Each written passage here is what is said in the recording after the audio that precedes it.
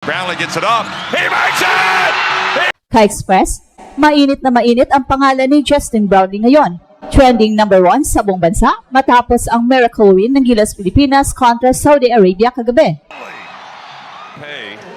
Look inside, AJ Edu with a slam.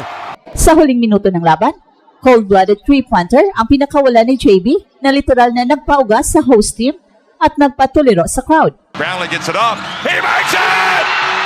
Mula sa dalawang sunod-sunod na pagkatalo, bumangon ang Gilas at ipinakita na hindi pa tapos ang laban. Keying on him. Find space.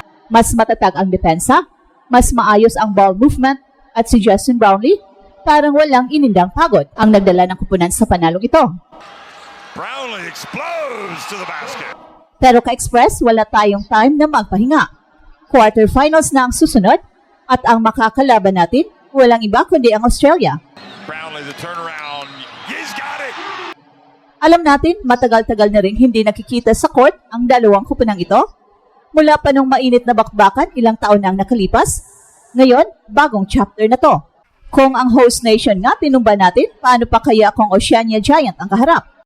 To the rescue for Gilas. Gilas, handa na bang gulatin ulit ang mundo? Brownlee. Good. Ka-Express, grabe ang nangyari kagabi sa FIBA Asia Cup sa Jeddah. Mismatch here, too big. Brownlee. Oh! Gilas, muntik nang matalo, pero bumangon mula sa bingit ng pagkatalo para gulatin ang buong Saudi Arabia crowd at buong basketball world. Great extra pass there. Kimbao! Final score? Sa dulo na natin sasabihin basta't sigurado mapapahawak ka sa dibdib sa nangyari. Mula sa unang quarter, mainit na agad ang laban. Home court advantage ng KSA, ramdam na ramdam, lalo na't suportado sila ng kanilang mga fans. The three-pointer! Si Rockman at si Abdul Jabbar ay nagsimula ng agresibo, pumuntos mula sa labas at loob, dahilan para mahirapan ang depensa ng Gilas. Sa kabila nito, kumapit sina Dwight Ramos, Chris Newsome at Scottie Thompson para hindi lumayo ang agwat. No way. Pagsapit ng third quarter, lumaban ang Gilas, pero hindi basta bumigay ang Saudi. Pinangunahan pa rin ni Rockman ang opensa ng KSA, habang tila hirap makahanap ng rhythm ang ating mga shooters. Double. Turn around, Brownlee.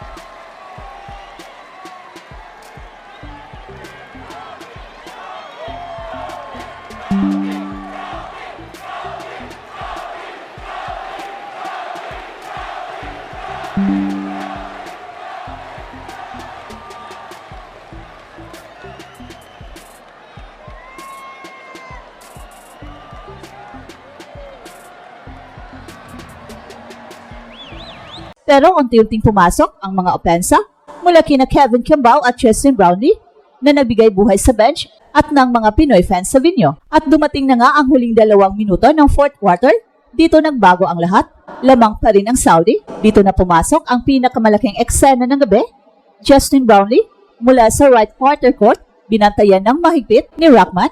Tumalon siya ng kalmado, tumira ng three-pointer at swak, tabla ang laro. At napasigaw ang buong Pinoy crowd sa arena. At ikaw na nasa iyong bahay, sumigaw rin ba kayo? Paki-comment sa baba. At pumasok tayo sa overtime na may bagong energy. Hindi lang opensa, kundi depensa rin ang nagpanalo sa atin. Nagkapuntos sina Dwight Ramos, Kevin Kimball at Justin Brownlee kahit halatang pagod ay patuloy na naging steady sa clutch. Ang Saudi na kanina lang ay kontrolado ang laro ay biglang nawala sa momentum. Sa huli ng laban na halos panalo na nila ay tuluyang nabawi ng Gilas sa pamamagitan ng puso, disiplina at clutch shooting. Pero higit sa lahat, naging simbolo ng never say die spirit ng Pilipinas ang performance ni Justin Brownlee. Ang win ng Gilas sa Saudi Arabia ay hindi lang basta comeback, It was a Justin Brownlee masterclass from start to finish. At tulad ng inaasahan sa mga clutch moments, hindi lang ito basta pambihira, ganito na talaga ang DNA niya. PBA, Asian Games, Olympic Qualifying Tournament, at ngayon, sa FIBA Asia Cup Knockouts. Kapag sinabi mong Magic Brownlee, hindi lang ito hype, proof is in the moments. Hindi lang ngayon sa laban kontra Saudi Arabia, mula sa PBA courts hanggang sa international stage, lahat ng clutch moments niya, legit talaga. At isa sa pinaka-iconic na sandali ni Justin Brownlee, sa Barangay Ginebra, na nangunguna ang Meralco sa series, tila napunta na sa finale. Pero nanalo sila sa Game 4 at Game 5, at dumating ang Game 6, score tied at 88 all. Sa may 5.5 seconds na lang, si Justin Brownlee ay tumanggap ng pasa, humakbang pabalik at tumira ng buzzer-beating 3 over Alan Durham. And Barangay Ginebra wins the championship and breakthrough title na naabot nila pagkatapos ng 8 taon. At sa Olympic qualifiers, sa harapan ng world rank Latvia, ginulat ang basketball world ng gilas dahil sa leap ng kanilang team at si Justin Brownlee ang ubod ng sagot. Siya mismo ang nagdala ng timpla sa opensa at leadership, nag-hold ng near triple-double, 26 points, 9 rebounds and 9 assists, at mga clutch shots na nagbukas ng momentum sa team. Paboritong highlight moment, sa semifinals ng Asian Games, 8 seconds sa 7-point deficit, si Justin Brownlee ang nagkwenta ng final drama. Dinala niya ang opensa, nag-open ng shooting, at nag-back-to-back 3-pointers para maghatid ng historic win laban sa China.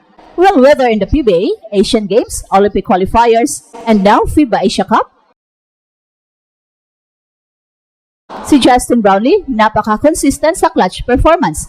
Hindi lang basta scorer, leader siya, defender, clutch impersonator, at sa Saudi Arabia game, napanatili niya yung legacy, clutch shots, late game defense, at pusong Pinoy. Ka-Express, tapos na ang gilas magical comeback versus Saudi Arabia, and the next stop, Australia sa quarterfinals.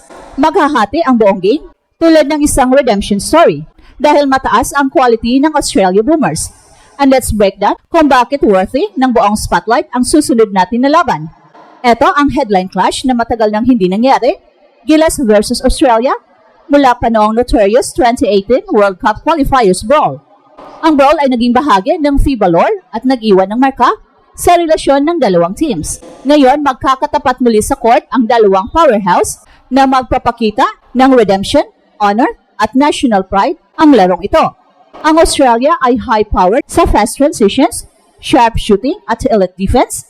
Ang Gilas naman sa kabilang banda ay mas driven sa physicality sa paint, hustle-driven rebounds at ang clutch gen ni Justin Brownlee.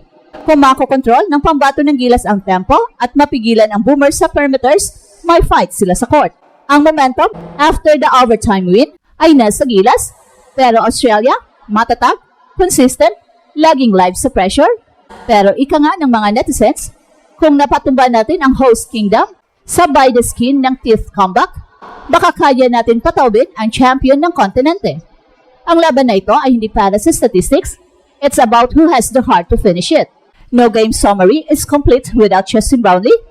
After striking the epic overtime 3, and leading Gilas through fire, expect JB to anchor again.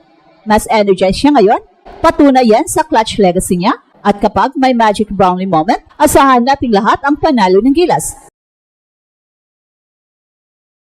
Sa quarter-final clash ng Gilas laban sa Australia, hindi lang score ang usapan ito ng legacy, pride, redemption at suspense. Si Justin Brownlee ang idol, si Coach Tim ang tactician at ang buong Gilas ay naka-ready na gumante at magdala ng isa pang unexpected upset.